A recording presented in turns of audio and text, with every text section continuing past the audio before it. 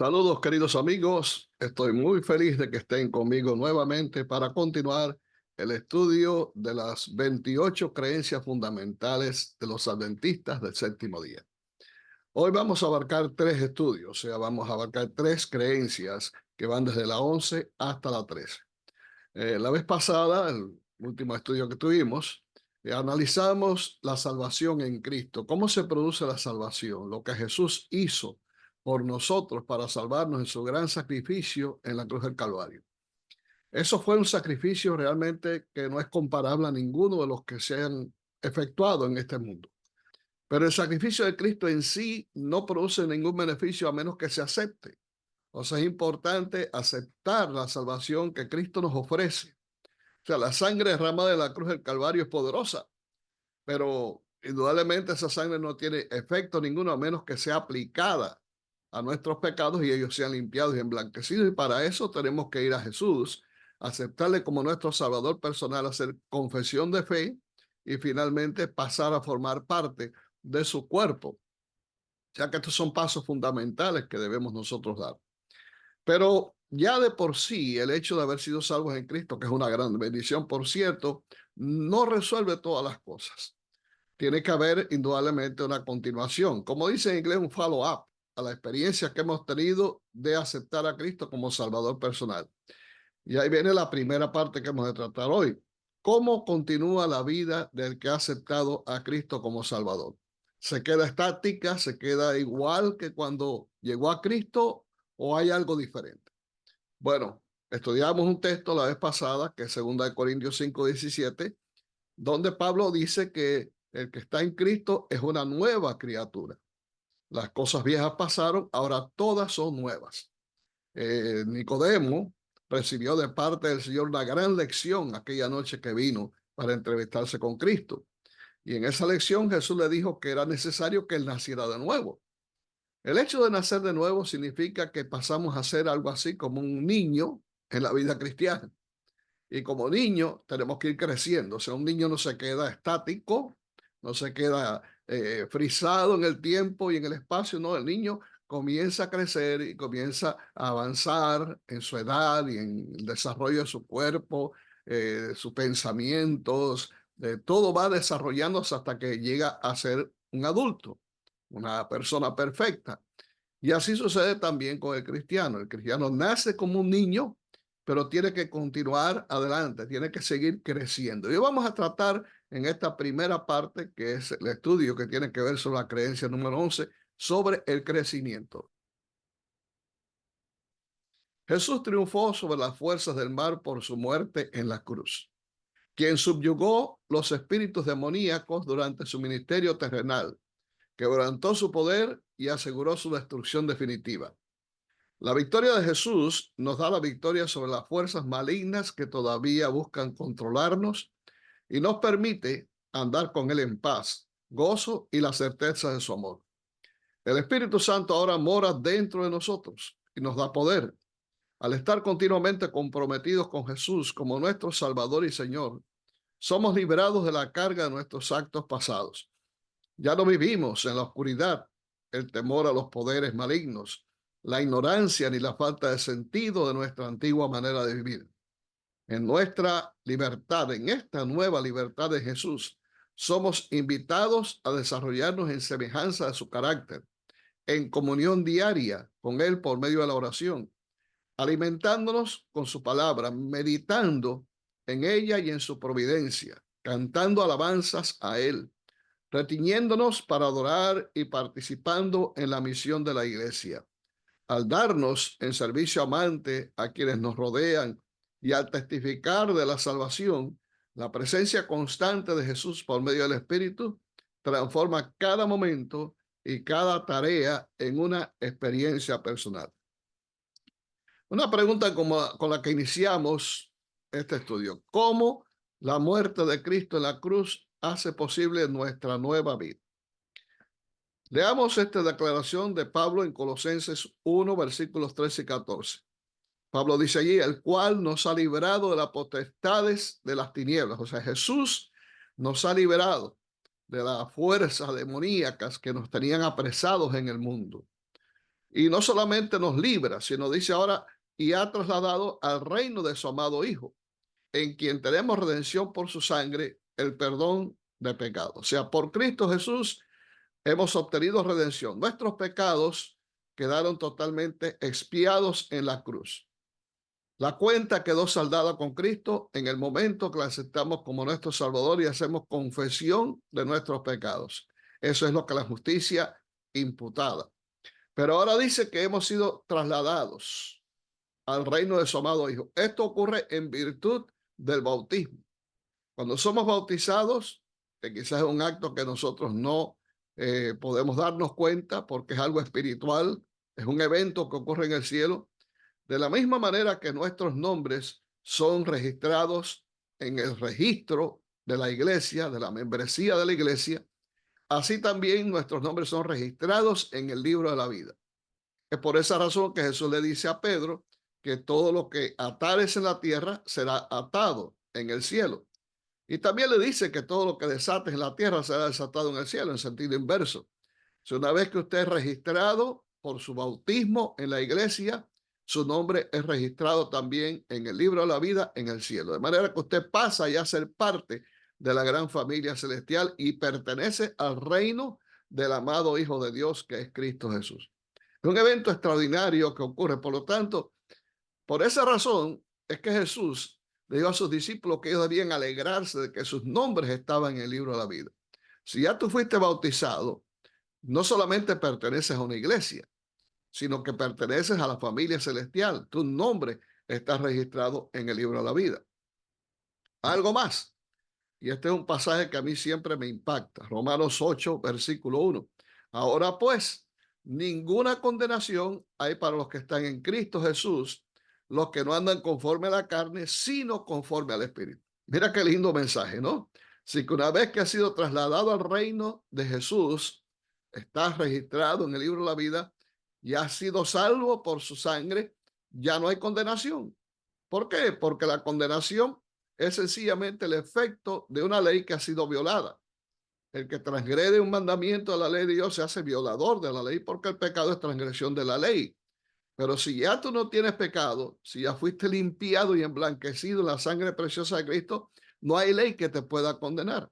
Eres salvo por lo tanto. Así que eso ocurre quizás tan imperceptiblemente que tú no te das cuenta, pero sí vas a sentir que la carga de pecado que tú tenías desaparece inmediatamente y en su lugar viene la paz y llena el corazón.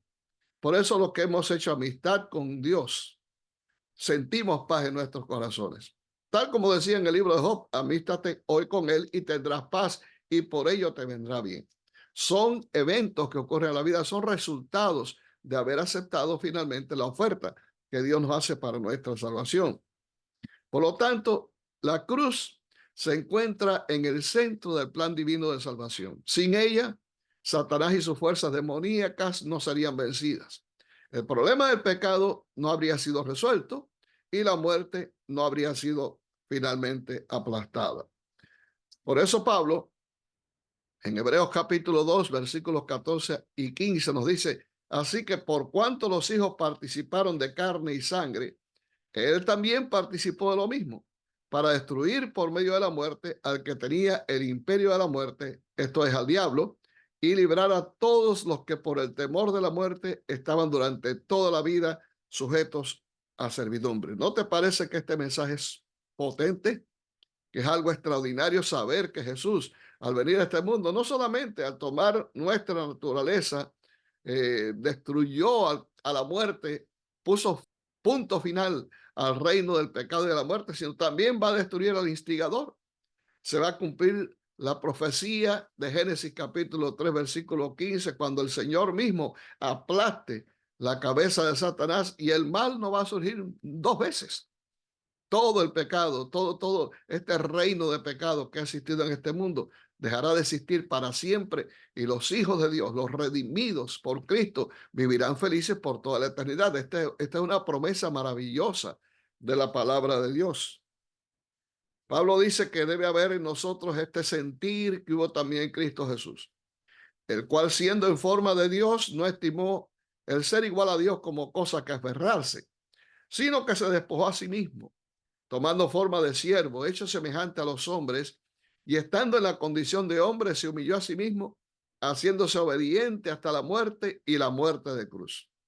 Por lo cual Dios también le exaltó hasta lo sumo y le dio un nombre que es sobre todo nombre, para que en el nombre de Jesús se doble toda rodilla de los que están en los cielos y en la tierra y debajo de la tierra, y toda lengua confiese que Jesucristo es el Señor, para la gloria de Dios Padre. La cruz es el centro del plan de la salvación. Quizás no sea muy racional el medio, el método que Dios usó para salvarnos, pero cuando miramos la cruz, queridos, encontramos realmente un mensaje de amor, porque nos damos cuenta que Dios nos amó tan profundamente que arriesgó todo y envió a su hijo a morir, quizás la muerte más horrenda de todas, porque déjame decirte, si hay algo que nos ilustra la cruz, es que el pecado es aborrecible a la vista de Dios. Si Cristo tuvo que morir de esa forma por nosotros, eso puede ser una revelación de cuán costoso es el precio que se pagó para salvarnos del pecado. Por eso, si hay un pensamiento que debe venir a nuestra mente cuando contemplamos el sacrificio de Cristo, es el pensamiento de entregar nuestros corazones al Señor, de ser obedientes al Señor, de amar al Señor con todo nuestro corazón y con toda nuestra fuerza, con toda nuestra alma, porque el Señor merece realmente ese amor, porque Él primeramente lo derramó por nosotros al morir su Hijo en la cruz del Calvario. Ahora bien, ¿por qué la muerte al yo forma parte de la nueva vida del cristiano? O sea, uno tiene que renunciar a todo. Uno tiene que abandonar. Para vivir una nueva vida en Cristo hay que abandonar el pasado. Hay que abandonar la vida vieja que uno vivía, que la Biblia lo ilustra como el hombre viejo. Es el hombre que está viciado de delitos, de pecados y vive sin paz, vive sin Dios y sin esperanza en este mundo. Pablo decía en Gálatas 2:20, con Cristo estoy juntamente crucificado. Y ya no vivo yo, mas vive Cristo en mí. Y lo que ahora vivo en la carne, lo vivo en la fe del Hijo de Dios, el cual me amó y se entregó a sí mismo por mí. Esa forma de expresión es una metáfora del apóstol que está llena de imágenes vívidas. Verse uno crucificado con Jesús quiere decir que uno está dispuesto a abandonar la vida pasada y ahora vivir la vida en Cristo. Tratar de cada día asemejarnos más al Señor en nuestro carácter, tratar de que Jesús suplante el nuestro, su carácter divino suplante el nuestro y podamos vivir santa y reposadamente en este mundo, siendo fieles al Señor. Vivir una nueva vida, por lo tanto, es el tercer aspecto del crecimiento en Cristo. Pablo decía también, de modo que si alguno está en Cristo, una nueva criatura es. Las cosas viejas pasaron y aquí todas, entendamos que todas incluye exactamente eso. Todas las cosas son hechas nuevas. Hay una transformación del pensamiento. También Pablo en Romanos decía que debemos ser reformados, transformados, renovados en nuestro pensamiento. Número dos, viene un cambio en actitudes también, en palabras, en hechos, en la forma en que nosotros nos comportamos, aún hasta la forma que comemos, la forma en que nos vestimos, todo es transformado completamente en aquel que ha recibido la gracia del Señor Jesús mediante la conversión. Y esto es algo importante porque hay personas que piensan que esto no tiene que ver nada con religión y siguen viviendo como quiera, comiendo lo que desean comer, tomando lo que desean tomar y finalmente siguen lo mismo. No ha habido cambio. Entonces, ¿dónde está, pregunto yo, la nueva criatura en Cristo? Si evidentemente tiene que haber una nueva creación. Una nueva creación en la cual lo malo quede fuera y de ahí en adelante vivimos totalmente transformados. No quiere decir que la transformación ocurre en un momento. No, esto es una lucha diaria. Esto es una batalla constante que tenemos que librar contra el pecado. Pero la gran noticia es que tenemos de aliado a nuestro Dios. Pablo decía en Filipenses 4, versículo 13, todo lo puedo en Cristo que me fortalece. Así que para avanzar en esa vida cristiana, en ese crecimiento diario, tenemos que afianzarnos en Jesús. Tenemos que pedir diariamente el poder de Dios. Cuando tú te levantas por la mañana y tienes tu oración, debes pedirle a Dios poder, debes pedirle a Dios su espíritu para ese día ser fiel al Señor en todas las cosas. Que cada tentación a la cual seas sometido pueda ser vencedor y seas cada día más vencedor, porque a medida que avanzas, a medida que eres fiel, el Señor te da más gracia, abunda gracia sobre ti para que puedas vencer el pecado en todas sus formas. Ahora bien, ahora pasas a ser parte de la iglesia. La iglesia en la cual fuiste bautizado, que registró tu nombre, tú eres parte de la iglesia. ¿Qué cosa es en sí la iglesia? Leemos que la iglesia es la comunidad de creyentes que confiesan que Jesucristo es Señor y Salvador. Como continuadores del pueblo de Dios del Antiguo Testamento, se nos invita a salir del mundo y nos reunimos para adorar, para estar en comunión unos con otros, para recibir instrucción en la palabra, para la celebración de la Cena del Señor, para servir a toda la humanidad y para proclamar el Evangelio en todo el mundo. La iglesia recibe su autoridad de Cristo, que es la palabra encarnada, y de las escrituras, que son la palabra escrita. La iglesia es la familia de Dios. Somos adoptados por Él como hijos. Vivimos sobre la base del nuevo pacto. La iglesia es el cuerpo de Cristo, es una comunidad de fe, de la cual Cristo mismo es la cabeza. La iglesia es la esposa por la cual Cristo murió para poder santificarla y purificarla. Cuando regrese en triunfo, Él presentará a sí mismo una iglesia gloriosa, los fieles de todas las edades, adquiridos por su sangre, una iglesia sin mancha ni arruga, sino santa y también sin defectos. Una linda descripción que hace creencia a los adventistas del séptimo día sobre lo que significa la iglesia. En las escrituras, la palabra iglesia es una traducción del término griego eclesia, que significa un llamado a reunión. Esta expresión se usaba comúnmente para designar cualquier asamblea reunida como resultado de un llamado o proclamación. Ahora bien, ¿cómo describe la Biblia a la iglesia? Veamos, por lo tanto, algunas descripciones que encontramos en la palabra de Dios.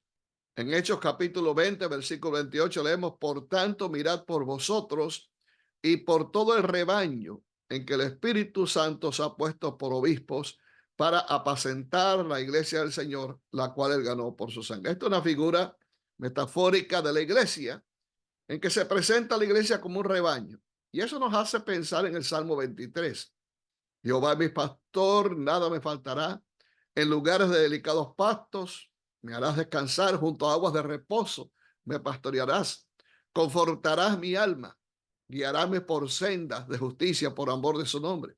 Aunque ande en valle de sombra o de muerte, no temeré mal alguno, porque tú estarás conmigo. Tu vara y tu cayado me infundirán aliento. Preparas mesa delante de mí en presencia de mis angustiadores. Unges mi cabeza con aceite. Mi copa está rebosando. Ciertamente el bien y la misericordia me seguirán todos los días de mi vida, y en la casa de Jehová, en la iglesia del Señor, moraré por largos días. Qué linda metáfora, qué linda imagen de presentar a la iglesia como un rebaño al cual el Señor cuida, al cual el Señor protege, al cual el Señor anima, guía constantemente. Es la labor de un pastor. Y Jesús mismo se presentó como el buen pastor. Él dijo: el buen pastor la vida da por sus ovejas. Y ese es el gran pastor que nosotros tenemos. Así que no tenemos que preocuparnos, porque Cristo estará al frente de su iglesia y Cristo la va a conducir a manaderos de aguas, a pastos que alimenten a la iglesia, y será su protector constante. Veamos otra descripción. Efesios capítulo 2, versículo 16, dice: y mediante la cruz reconciliar con Dios a ambos en un solo cuerpo, matando en ella las enemistades. Pablo presenta también en Corintios a la iglesia como un cuerpo en el cual cada órgano tiene una función. No somos todos iguales, sin embargo, todos contribuimos al desarrollo y a la funcionalidad de la iglesia de Cristo. Por lo tanto, la figura de un cuerpo nos hace pensar en un cuerpo que está realmente unido. Todos los órganos son importantes, todos son necesarios, aún los más simples, a nuestro juicio, son necesarios también en la iglesia. Leamos también Efesios 2, 19 y 20 dice: así que ya no sois extranjeros ni advenedizos, sino conciudadanos de los santos y miembros de la familia de Dios, edificados sobre el fundamento de los apóstoles y profetas, siendo la piedra principal Jesucristo mismo. ¿No te parece maravilloso saber que pertenecemos a una familia y que el padre de esa familia es precisamente nuestro Dios?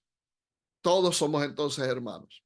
No importa cuál es nuestra nacionalidad, no importa el lugar donde nacimos, no importa nuestro grupo étnico, no importa inclusive si tenemos dinero o no, todos somos bienvenidos, no tenemos que pagar un centavo y pertenecemos a esa familia a través de Jesús.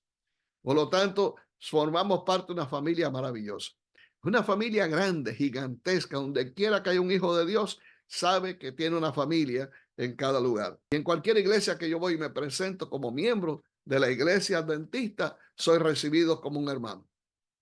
No me conocen, pero ya me reciben como un hermano porque pertenezco a una familia maravillosa. Pablo decía a Timoteo: para que si tardo sepas cómo debes conducirte en la casa de Dios, que es la iglesia del Dios viviente, columna y baluarte de la verdad. Para Pablo, la iglesia era la protectora, era la fideicomiso, por así decirlo, de los fundamentos de la iglesia, de las doctrinas de la iglesia, de lo que la Biblia presenta, la Biblia auténtica, el mensaje auténtico de la palabra de Dios, columna y baluarte de la verdad. Te pregunto, como miembro de esta familia, ¿tú estás dispuesto a defender a la verdad con tu vida, con pasión, con entrega total?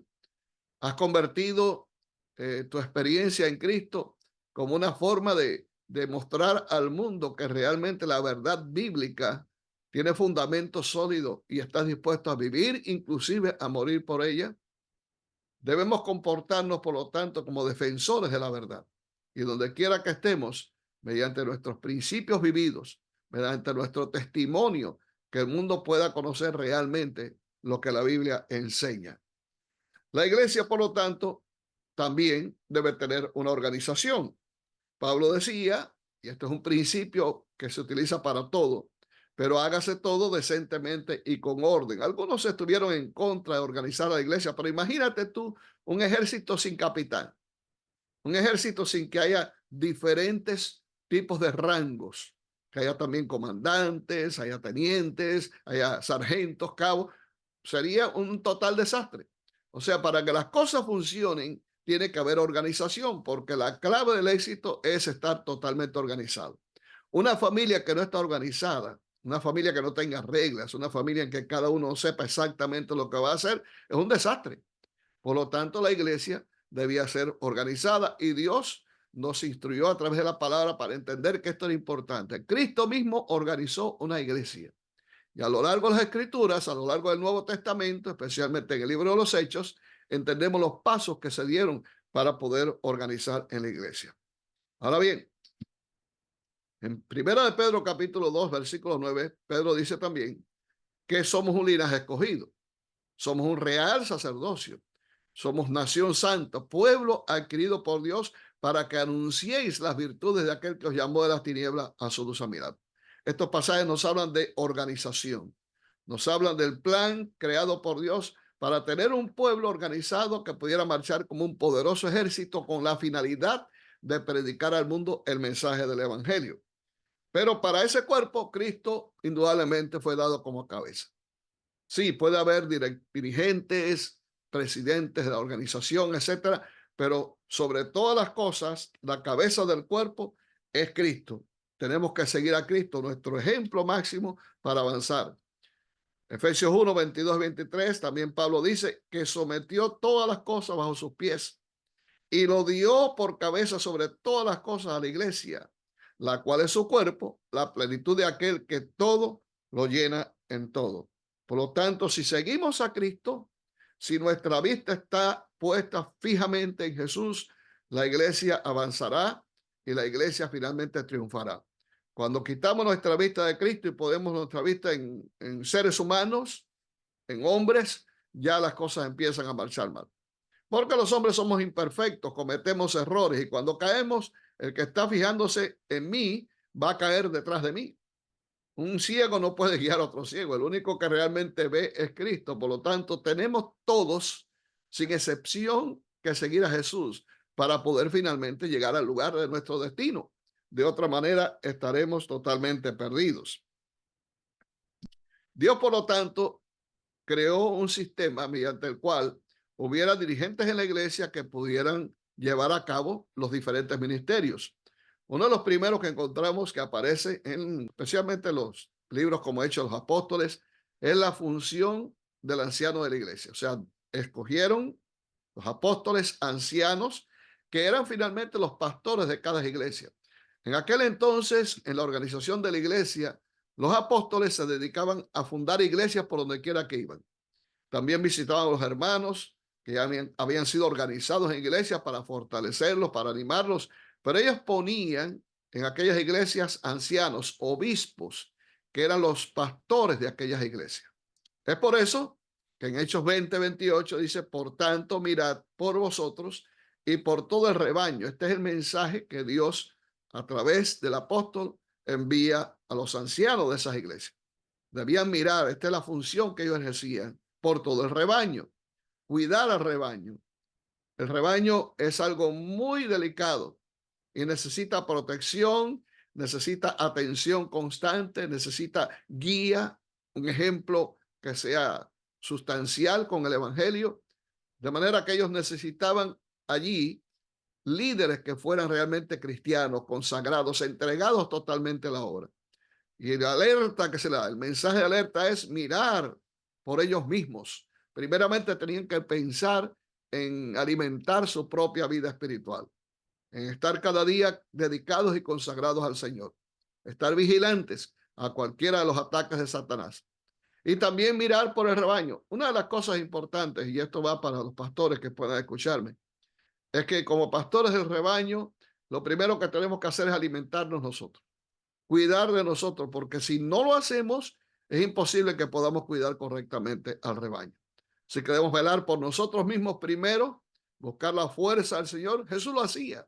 Él bien temprano, de madrugada, iba a un lugar secreto, ahí oraba a Dios, allí se alimentaba de la palabra, ahí buscaba el poder del Espíritu Santo para entonces poder realizar su ministerio. Un pastor, un dirigente, un anciano de iglesia que no se alimenta correctamente, que no estudia la Biblia, que no busca al Señor diariamente en la mañana, que no ora lo suficiente, no podrá tener el poder para ministrar la iglesia del Señor. Tengamos en cuenta que estamos allí no por hombre, sino que estamos ahí porque el Espíritu Santo, como dice el texto, nos ha puesto por obispos para apacentar la iglesia del Señor. Pero no solamente fueron puestos ancianos, también fueron escogidos diáconos y diaconisas. Los diáconos y diaconisas surgieron como una necesidad de la iglesia. En el libro de los Hechos se nos menciona que llegó el momento en que ya los apóstoles no abarcaban las necesidades físicas de la iglesia. Había viudas, había gente necesitada y ellos no podían resolver los problemas de alimentar a esa gente, de proveer para las mesas. Por lo tanto, la iglesia convino en escoger lo que se llama diáconos. La palabra diácono viene del griego, que quiere decir servidor. Así que un diácono era un servidor de la iglesia. Y fueron escogidos diáconos, los 7 primeros diáconos, para ministrar en aquellas áreas que los apóstoles no podían ministrar. Y se convirtieron, por así decirlo, en la mano derecha del evangelio, en la mano derecha de los evangelistas, de los apóstoles. Y aquí encontramos una descripción que normalmente leemos en los momentos en que vamos a ordenar diáconos en la iglesia y presenta las cualidades que los diáconos deben tener, o lo menos son propuestas para alcanzar.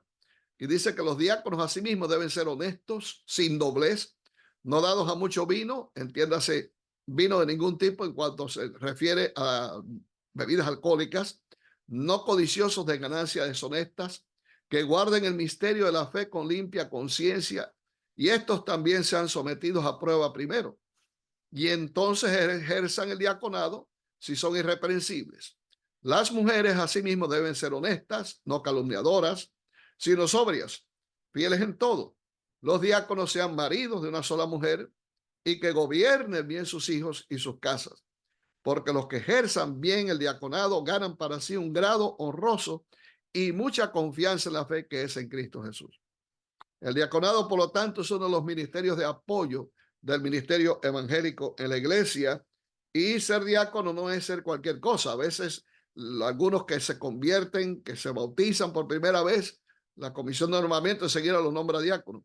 No, hay que primeramente tratar de estudiar cada caso, porque no todos tienen el don de ayuda. Por lo tanto, hay que probarlos primero.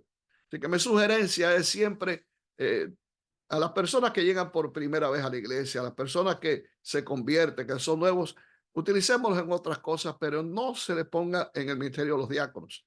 Hay iglesias que sí están necesitadas y tienen que recurrir a lo que viene. Yo entiendo eso perfectamente. Pero me parece que cuando se trata de ancianos, cuando se trata de diáconos en esos ministerios específicamente hablando, que requieren ordenación, realmente tenemos que tener mucho cuidado al poner ahí a hombres y mujeres que realmente no cumplan con la finalidad de ese ministerio. La Iglesia Universal está compuesta de todos los que creen verdaderamente en Cristo. Aquí tenemos la otra parte que trata acerca del remanente y su misión. O sea, Dios le ha dado una misión a su iglesia. Pero en los últimos días, una época de apostasía generalizada, se llamó a un remanente para que guarde los mandamientos de Dios y la fe de Jesús. Este remanente anuncia la llegada de la hora del juicio, proclama la salvación por medio de Cristo y pregona la proximidad de su segunda venida. Esta proclamación está simbolizada por los tres ángeles de Apocalipsis 14. Coincide con la hora del juicio en los cielos y como resultado se produce una obra de arrepentimiento y reforma en la tierra. Se invita a todos los creyentes a participar personalmente en este testimonio mundial. La Biblia nos habla acerca de una gran apostasía. Jesús mismo en Mateo capítulo 24 mencionó algunos detalles importantes que no solamente se cumplirían en su tiempo, sino también al final del tiempo. Dice que Jesús les dijo a los discípulos: mirad que nadie os engañe, porque vendrán muchos en mi nombre, diciendo yo soy el Cristo, y a muchos engañarán. Porque se levantarán falsos cristos y falsos profetas, y harán grandes señales y prodigios de tal manera que engañarán, si fuere posible, aún a los escogidos. Los largos siglos de historia, la época del medioevo y otros tiempos que la iglesia o por los cuales la iglesia ha pasado, ha mostrado que esta profecía de Jesús se ha cumplido a cabalidad. Hemos visto muchos casos de personas que se han levantado haciéndose pasar por el Salvador del mundo, por ser Cristos modernos. Y otros, llamándose profetas, han estado engañando a muchos con falsas verdades, con enseñanzas espurias, enseñanzas de demonios, doctrinas de demonios, que se han metido inclusive dentro de la iglesia de Dios, de la iglesia que el Señor salvó con su propia sangre. Esto indudablemente nos hace pensar que las palabras de Jesús deben ser valoradas y debemos estar en guardia contra cualquier intento de Satanás por introducir dentro de la iglesia elementos que puedan dividir al rebaño. En tiempos pasados se desató una gran persecución, pero esa gran persecución indudablemente va a levantarse nuevamente. Pablo advertía esto en 2 Tesalonicenses cuando decía: nadie se engañe en ninguna manera, porque no vendrá sin que antes venga la apostasía, refiriéndose a la segunda venida de Cristo, y se manifieste el hombre de pecado, el hijo de perdición, el cual se opone y se levanta contra todo lo que se llama Dios o es objeto de culto, tanto que se sienta en el templo de Dios como Dios, haciéndose pasar por Dios. Inicuo, cuyo advenimiento es por obra de Satanás con gran poder y señales y prodigios mentirosos, y con todo engaño e iniquidad para los que se pierden, por cuanto no recibieron el amor de la verdad para ser salvos. Esta gran persecución, repito, ya se presentó a lo largo de los siglos de oscurantismo que la iglesia atravesó. Muchos murieron por esa gran persecución desatada por la iglesia papal en contra de aquellos que disentían de ellos. En el año 1517 comienza la gran obra de reforma, presidida mayormente por Martín Lutero, el campeón de la reforma, y esto frena esa gran persecución. Esto estaba predicho indudablemente en el libro de Daniel y Apocalipsis, los 1260 años de persecución en que el cuerno pequeño perseguiría a los santos del Señor, los quebrantaría, aniquilaría a muchos. Eso se cumplió a partir del 538 hasta el año 1798. Y esto indudablemente es una de las profecías que debemos contemplar, porque todo esto no solamente, repito, se cumplió en aquel entonces, sino que esto volverá otra vez a levantarse. El espíritu de persecución será algo que veremos muy prontamente en nuestro tiempo y que concluirá con la segunda venida de Cristo. O sea, el diablo no ha descansado, el diablo sigue haciendo guerra. Por eso, cuando estudiamos Apocalipsis capítulo 12 especialmente y versículo 17, este versículo es sumamente importante. Ahí se menciona que después de que el dragón echó un río sobre la mujer para destruirla, refiriéndose a esta gran persecución de los 1260 años, después se llenó de ira contra la mujer y se fue a hacer guerra contra el resto. La palabra resto es la palabra que tiene que ver con remanente. El resto o el remanente de la descendencia de ella, los cuales guardan los mandamientos de Dios y tienen la fe de Jesús. Por lo tanto, ese espíritu de persecución se va a levantar nuevamente y la iglesia va a ser perseguida. Ahora bien, ¿cuáles fueron las doctrinas extrabíblicas que ayudaron a impulsar la reforma protestante y que hoy siguen vigentes? Número uno, el Papa es la cabeza de la iglesia en el mundo, es el vicario de Cristo. Ya vimos que Cristo es el único que es cabeza de la iglesia, por lo tanto, este tipo de doctrina falsa va en contra de lo que la Biblia enseña. La otra es que la iglesia es divina e infalible. El único que es infalible y el único que es divino es Dios. La iglesia está integrada por seres humanos que somos imperfectos, pero no somos ni infalibles ni divinos. Y dice que sus dirigentes también son infalibles y poseen prerrogativas divinas. Eso es una absurda tontería decir eso. Número 3. Se echó por tierra el ministerio mediador de Cristo como sumo sacerdote y se instituye la misa como portadora de la gracia de Dios. El único mediador entre Dios y los hombres, como dice Hebreos 4:16, es Cristo. No hay mediación humana en absoluto. O sea, el único que puede remitir nuestros pecados, que puede expiar nuestros pecados es Jesús. Por lo tanto, Cristo es el único que puede llevarnos a Dios. Se lo dijo Felipe, nadie viene al Padre sino por mí. Y también a todos los discípulos y también a nosotros nos lo dice. Solamente podemos llegar ante la presencia de Dios a través de Cristo. Él dijo también, todo lo que pidieres en oración al Padre, en mi nombre yo os los daré. El único que puede perdonar pecados es Dios. El hombre no puede perdonar pecados. El hombre puede perdonar pecados que se han cometido contra él. Yo puedo perdonar a alguien que me ofendió y hasta ahí llega mi función. Pero en cuanto a perdonar el pecado de otro para con Dios, no, eso solamente Dios puede perdonarlo. Número 4, salvación por obras y buenos méritos. No somos salvos por obras. Por gracia sois salvos, dice Efesios 2:9. Y esto no es de nosotros, sino que es un don de Dios. La salvación es un regalo de Dios, un regalo que no merecemos. Eso es precisamente la salvación. Pero nuestras obras no cuentan. No, nuestras obras son el resultado de haber sido salvos en Cristo. Son un producto de haber sido salvados por la gracia del Señor. Número 5.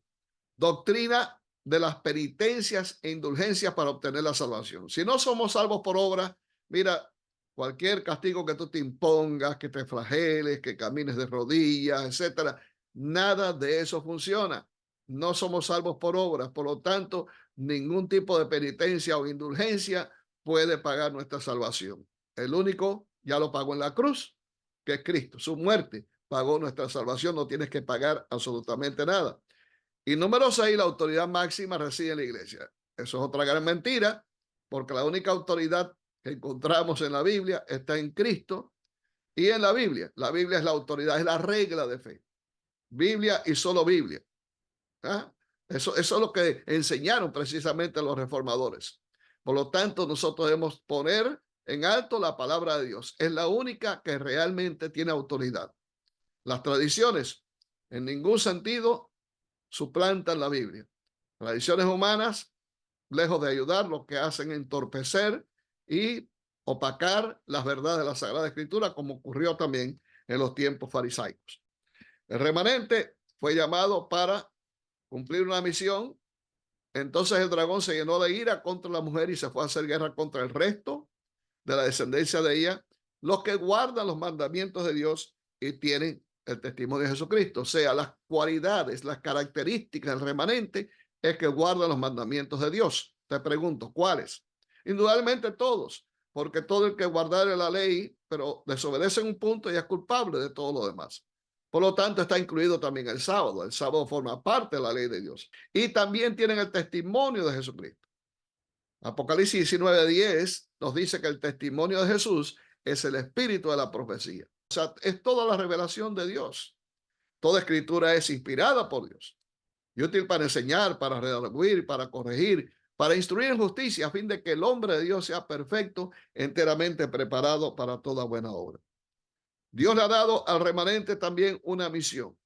¿Cuál es la misión del remanente? La misión del remanente la encontramos en Apocalipsis 14.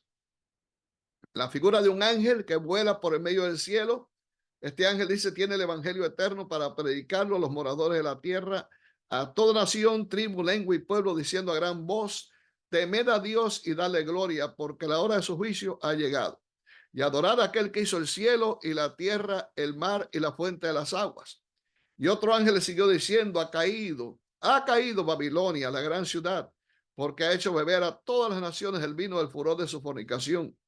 Y el tercer ángel lo siguió diciendo a gran voz, si alguno adora a la bestia y a su imagen y recibe la marca en su frente o en su mano, él también beberá del vino de la ira de Dios, que ha sido vaciado puro en el cáliz de su ira, y será atormentado con fuego y azufre delante de los santos ángeles y del Cordero. La misión de la iglesia, la misión del remanente es predicar el triple mensaje angélico. Llamar al mundo, alertar al mundo, exhortar a la humanidad a adorar al único y verdadero Dios, al Dios que creó los cielos y la tierra. Alertar al mundo de la caída de Babilonia, esa gran ciudad que ha hecho beber de las doctrinas falsas y espurias a todas las naciones. Y también deben alertar al mundo a no recibir la marca de la bestia, ni tampoco su imagen, porque va a enfrentar indudablemente los juicios de Dios. Más adelante veremos exactamente qué tiene que ver con la marca de la bestia, qué tiene que ver con la imagen de la bestia, pero este es el mensaje que Dios le ha dado al remanente a predicar en este tiempo en que estamos esperando la venida de nuestro Señor Jesús. Por lo tanto, Dios tiene hijos en todas las iglesias, pero a través de la iglesia remanente proclama un mensaje destinado a restaurar su verdadero culto, al llamar a su pueblo a salir de la apostasía y prepararse para el regreso de Jesús. Queridos, hemos terminado nuestro estudio en esta oportunidad. Espero que el Señor pueda añadir lo que es necesario para comprender cada uno de los detalles que hemos abarcado hoy. Espero que con la ayuda del Señor y de su Santo Espíritu podamos mantener nuestro corazón puesto en el propósito que Dios tiene para nuestra vida, en ser cada día mejores, con la ayuda del poder de Dios, avanzar como miembros de esta iglesia, contribuir con nuestros talentos para que la iglesia se fortalezca y también predicar este precioso mensaje que el Señor nos ha dado y podamos decirle al mundo exactamente que Cristo viene pronto y que debemos prepararnos para recibirle. A todos aquellos que están entrando a ver estos estudios y que todavía no se han registrado, por favor, ahí hay un botoncito que está quizás a su mano derecha debajo. Oprime ese botón y se registre. Yo le agradezco esto profundamente porque eso va a fortalecer mi ministerio. Usted va a hacer posible que a través de YouTube estos mensajes puedan llegar a muchas más personas y de esa forma estará contribuyendo a la predicación del Evangelio. Agradezco por eso y que Dios te bendiga.